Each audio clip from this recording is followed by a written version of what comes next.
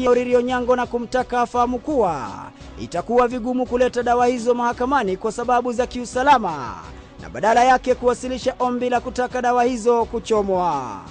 Hapa ndipo siasa zilipoanza kuchezwa, huku kila mmoja akitaka kuonyesha ubabe wake. Vita vipya vikadaiwa kuanza kati ya Meja Jenerali Hussein Ali na Joseph Kamau. Vita vilivyoisha kwa kuondolewa kwa Joseph Kamau baada ya Ali kudaiwa kutishia kujiuzulu.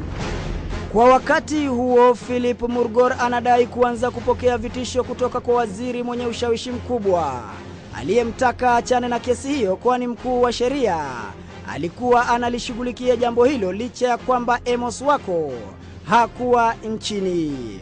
Huku hayo yakijiri, mataifa ya nje yalianza kushinikiza serikali ya Kenya kuwajibika na kukabiliana na ufisadi uliokuwa ukikita mizizi ndani ya serikali, kando na swala zima la mihadarati.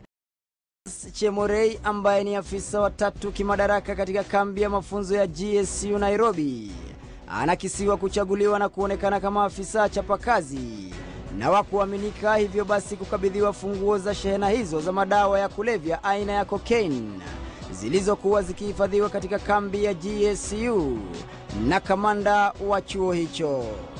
Kimsingi, kambi ya GSU ina sehemu 3 za kuhifadhi vitu vya siri. Sehemu ya kwanza ni ile ya kuweka zana za kivita.